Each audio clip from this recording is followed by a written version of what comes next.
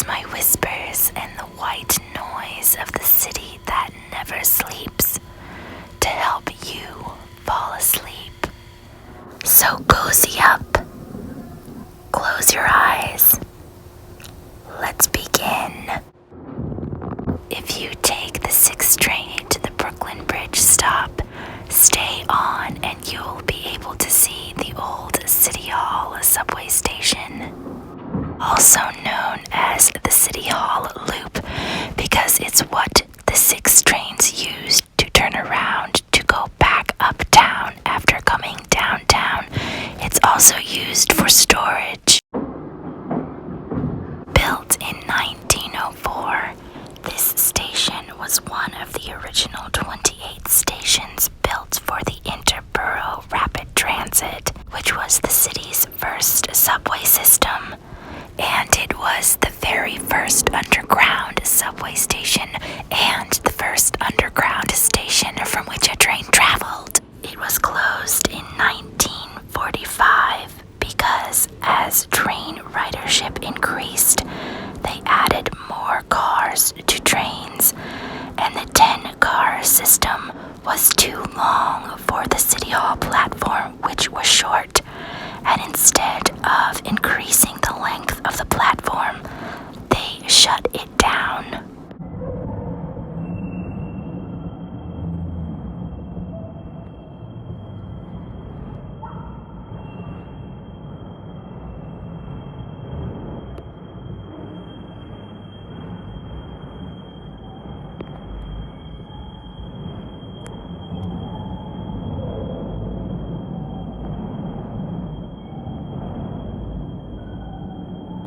It was designed in the Romanesque Revival style and features Caustavino tiles, skylights, and chandeliers.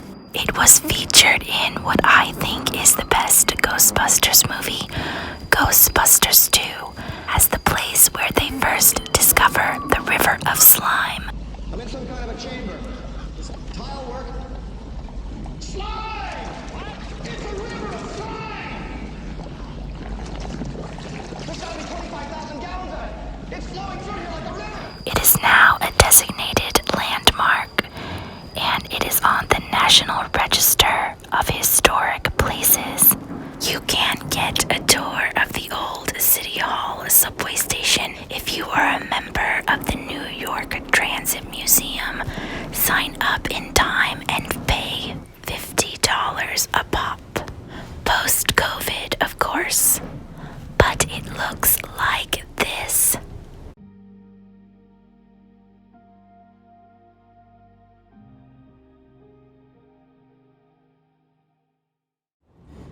Safety tip, bring a friend, as a few times when I've gone by myself, the only people left on the train were myself and some undesirables.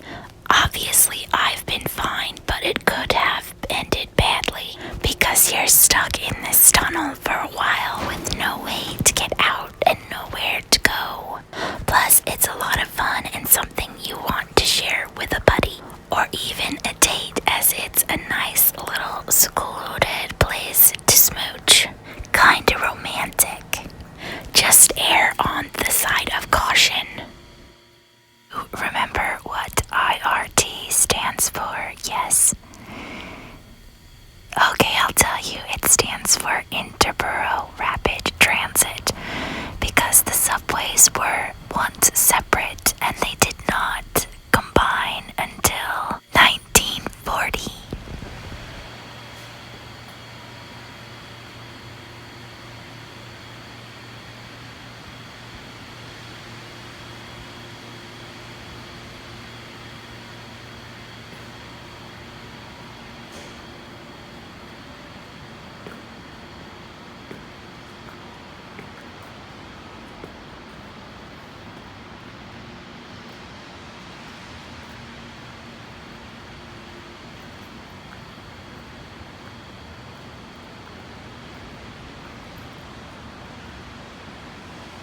For such an ugly underground, it's quite beautiful above ground.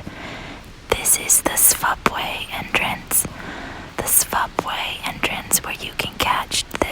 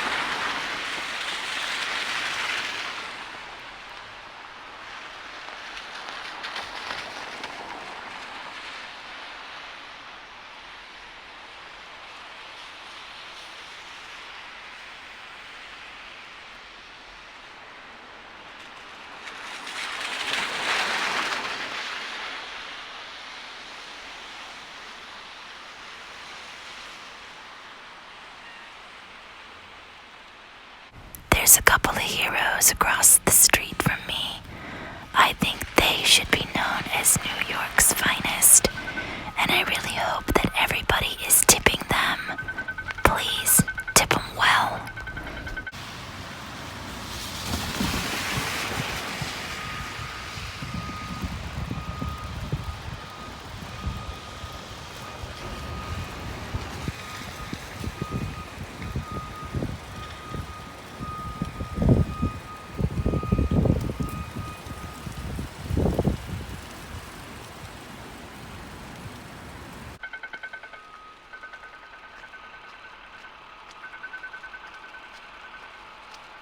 The Brooklyn Bridge is the 8th wonder of the world and a National Historic Landmark.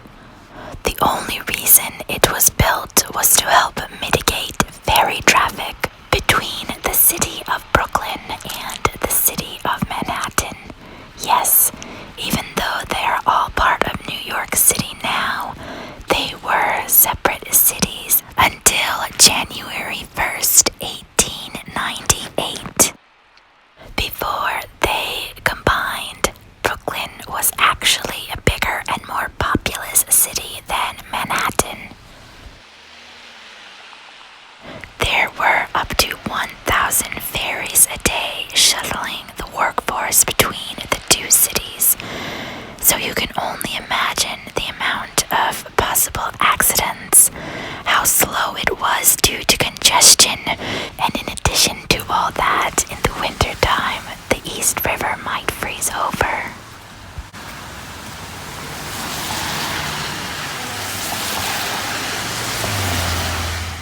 So plans were put forth by civil engineers and architects who wanted the bid to build the bridge, and in 1867 that honor was given to a man named John Roebling. Roebling was a German-born Prussian immigrant who was a civil engineer back home, took up farming upon first arriving to the United States, then went back to civil engineering. Roebling wanted to make the proposed bridge a suspension bridge, and he knew what he was doing, as he had recently completed 2 suspension bridges, one over the Ohio River in Cincinnati, Ohio, and the other over the Niagara in Niagara Falls, New York.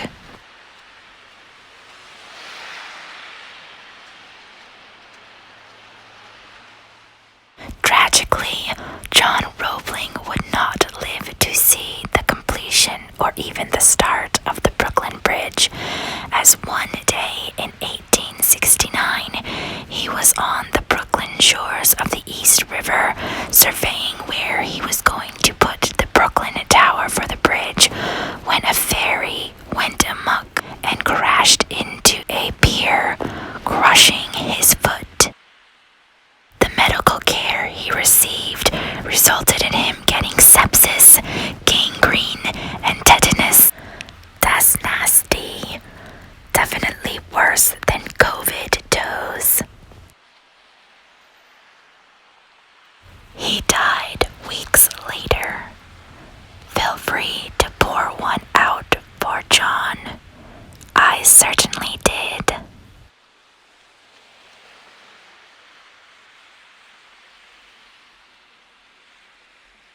Luckily, John's son, Washington Roebling, was just the man to take over for dear old dad, and construction of the Brooklyn Bridge officially began on January 2nd, 1870.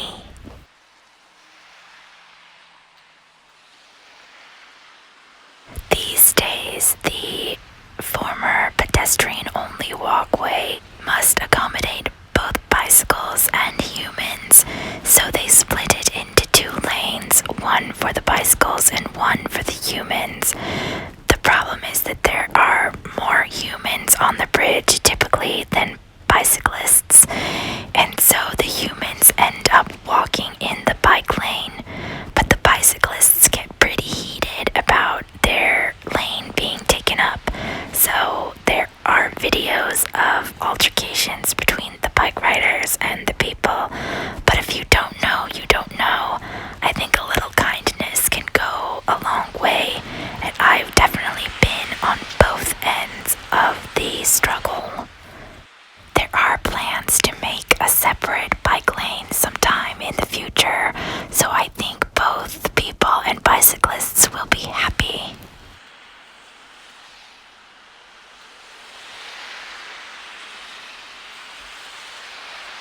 Today the sky is so cloudy that you can't really see any of the view of Brooklyn from across the East River or really very far in front of you.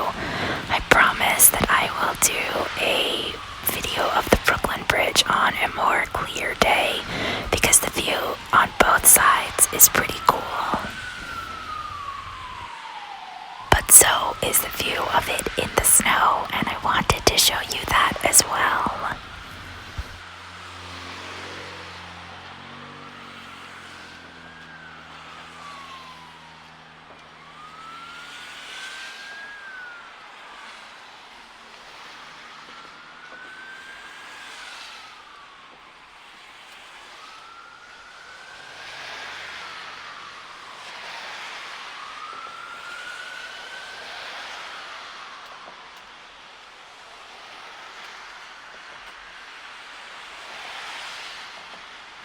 Anyway, back to the building of the bridge.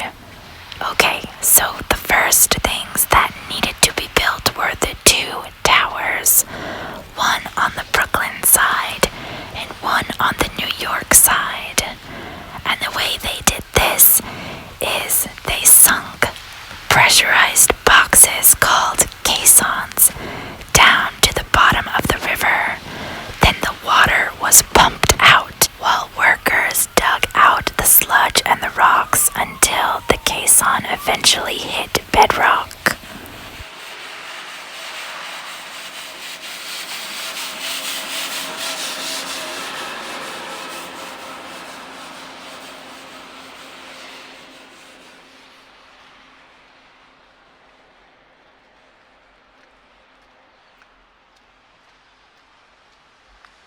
Once the caisson hit bedrock and was all cleaned out, then construction could begin on the towers, and they started on the Brooklyn side first.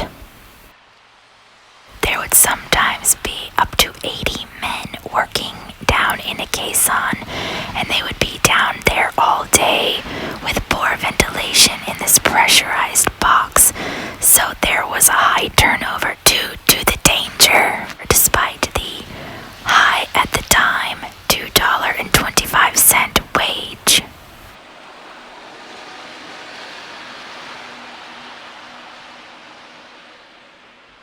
On top of all that, many workers started suffering from what they called the bends, because at the end of a long workday they would come out of the caisson and they would be bent over in pain, hence the bends. Nowadays, the bends is what we know as the 1995 Radiohead album, and we call what used to be the bends decompression sickness or caisson's disease, and that's where the term caisson's disease comes from, because workers in caissons would get the bends. Who's on first? It's a very who's on first situation here.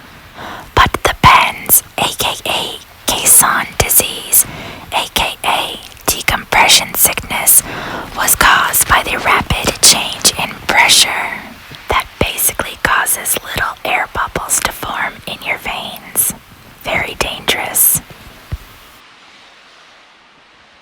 So you can imagine that the caissons were pretty dark, but they had kerosene lamps and candles down there to illuminate their work. One day, the New York caisson and tower caught fire because of one of the kerosene lamps or candles. And while he was down there trying to put the fire out, Washington Roebling got the bends. And it was a pretty bad case of it. He nearly died, and he would be bedridden for the rest of his life. Okay, pause for a minute, normally you would be able to see the New York Harbor, the Statue of Liberty, the Verrazano Bridge, and Staten Island, and the One World Trade Center, but you can't see any of that. You can sort of make out the tippy top of the Manhattan Bridge to my left. It's pretty crazy.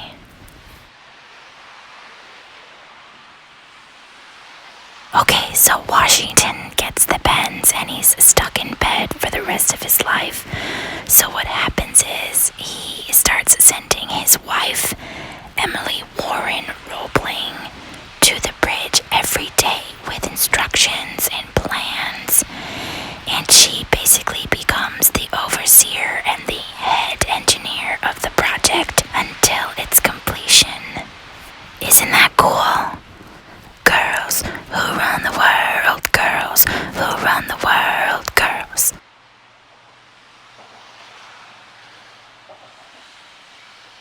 Oh, another interesting thing is that after the fire, the New York Tower was deeper than the Brooklyn Tower.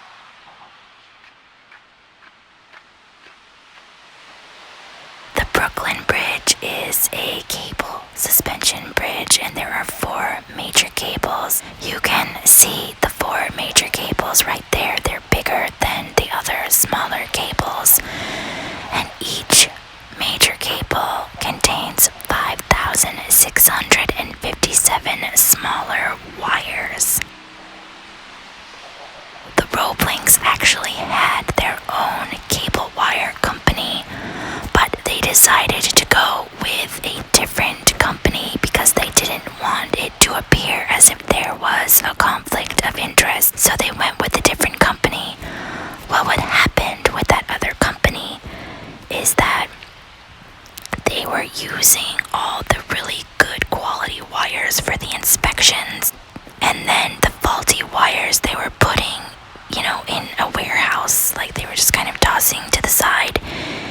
But one of the workers at the wire company noticed that the faulty wire pile kept getting smaller and smaller, and so they kind of became a whistleblower. And it turns out that that cable company was giving the Roeblings faulty wire, but luckily Washington's plans included making the wires much, much stronger, about 6 times stronger than they needed to be. So it ended up being okay, obviously, because the bridge is still standing and the faulty wire is still there. They never changed it or fixed it.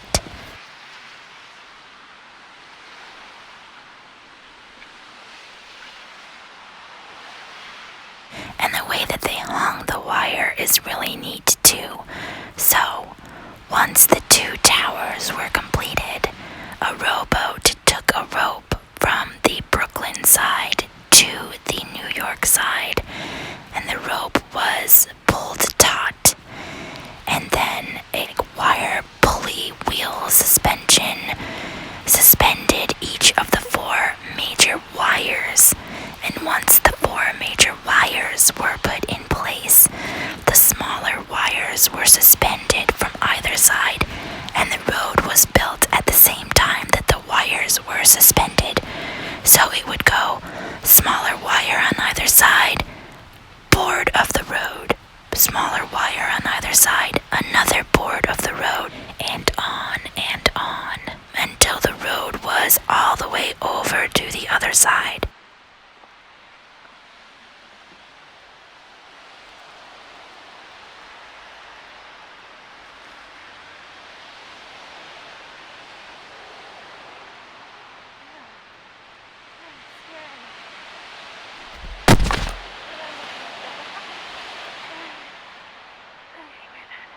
Yes, I just fell.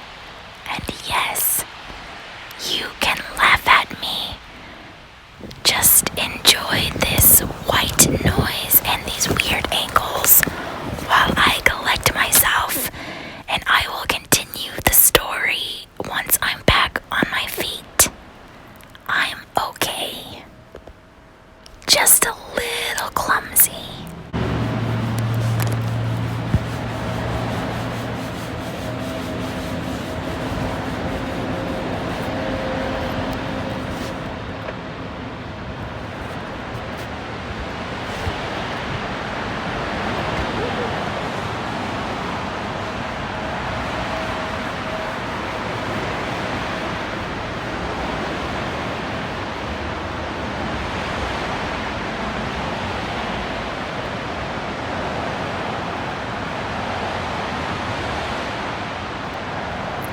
This is awkward.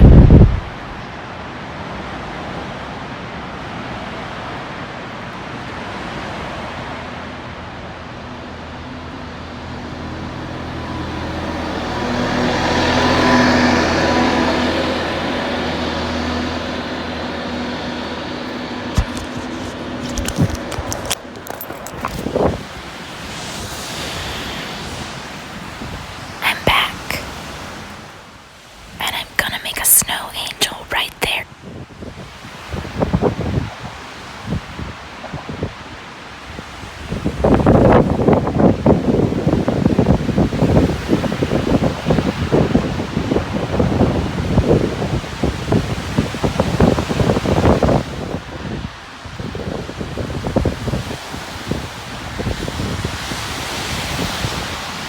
And finally, after 13 years and $14 million, this beautiful Gothic style hunk of wire, granite, and cement was completed.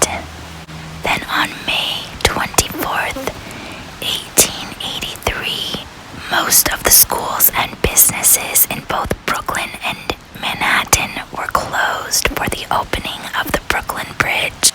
The event was attended by then New York State Governor Grover Cleveland and the President of the United States at the time, Chester A. Arthur. There were cannons blasted, fireworks, bands playing, and food served.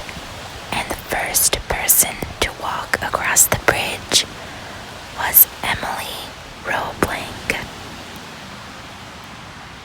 After Emily crossed, civilians began to cross, and one woman slipped on some stairs and screamed, and that caused a stampede, which crushed 12 people to death and injured 35 others.